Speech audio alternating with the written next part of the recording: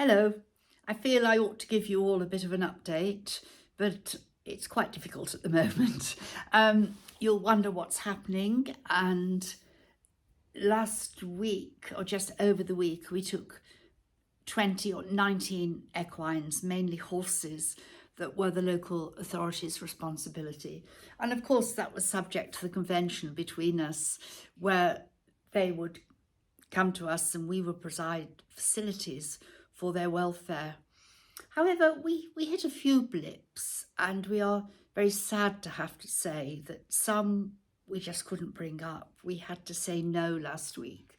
And I hope people understand, and I hope if anyone from the authority watching understands as well. I don't blame people who've acted as a go-between between both of us and been interested in welfare and tried to get the very best for them. But the reality is this. It was at government level that a decision was made that the streets in the cities would be cleared of cart-drawn equines. And I'm sure, I have to be honest, I'm sure that that was in the interests of tourism. I'm sure that it was felt that for public hygiene reasons, the streets had to be cleaned. But of course, the other side of the equation is animal welfare, and that's where we come in. When the local authority visited us before the convention, they were clearly impressed by what they saw. Everything was very clean, everything was pristine, all the animals were well cared for, the people were well cared for. And I think what has been quite a shock for us, and there will be a formal communication going out to the local authority tomorrow from all of us here, but I think what shocked us was that firstly, the animals had to be kept on local authority premises for 4 days prior to coming here, and they were being kept premises adjacent to the slaughterhouse. Now, I've been asked by someone in the authority that I must be careful what I share, that it was pointed out where they were kept was 300 metres from the slaughterhouse. Well, I've downloaded a map of the slaughterhouse and I've spoken to the men. They were held in the holding facility where animals were held waiting to be slaughtered, which was probably further up the track. But there was the smell of death and there were dead animals around. And as we investigated further, we found that independent inspections and investigations of the slaughterhouse in Marrakesh didn't rate it very highly in terms of hygiene. So what does that mean for us? It means the animals coming, first of all, are traumatised because they have been near the smell of death. You can't get away from that. It's no point saying it was 300 metres up the road. You know, that's just nonsense. It wasn't clean. So they were probably bringing additional viruses and bacteria. They didn't have a medical check before they came. They were only identified in terms of whether they were a horse, a mule or a donkey, whether they were male or female. What does that mean? We need to know where the animals come from. We need to know whether they're male, because you put a lot of males together, they will fight, or if they're the females, they will breed. And there's a likelihood they bring viruses in from wherever they've come from. Now, we don't want to say no to any animal. And as I say, we have taken 19. However, this is the position I find myself in. The staff virtually threatening to walk out. On the existing staff, to suddenly look after up to 20 extra large equines without additional help, not knowing where they come from. Abjeli, one of our members of staff, was badly bitten by a horse, so he's had to go and have his rabies injections.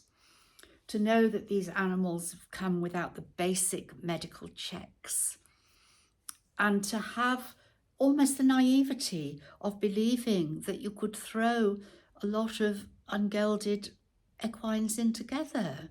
I mean, I would ask the Moroccan people in power to consider, why have these donkeys for generations been taken to market and been tethered.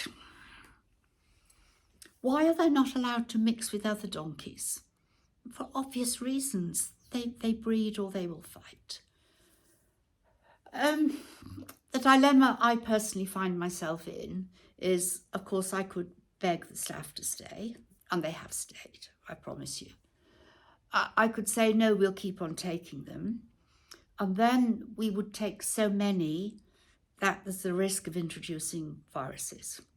We had a perfectly heavy foal drop dead the other night in the middle of the night, and we think that was probably a virus.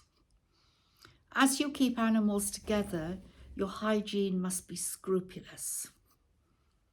They must be showered on arrival, they should be inspected before they come here. And I think the very basic is that they could have their rabies injections before they arrive. So our member of staff who was bitten, he's having to go down tomorrow to have another set of rabies injections because we're not prepared to take any risks with our staff.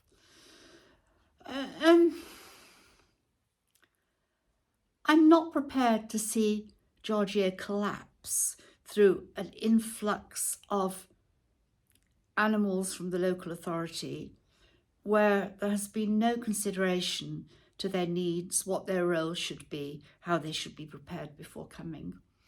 And of course, that has driven me to consider the legal position. I have to look at our convention. And are we breaking the convention? And do we have grounds to break it? That's a matter for Moroccan lawyers. Of course, what is a matter for English lawyers, and there I have some expertise, is our constitution in the UK, because we have the Georgia Mule and Donkey Trust, and when you make donations, that's where you send your donations to.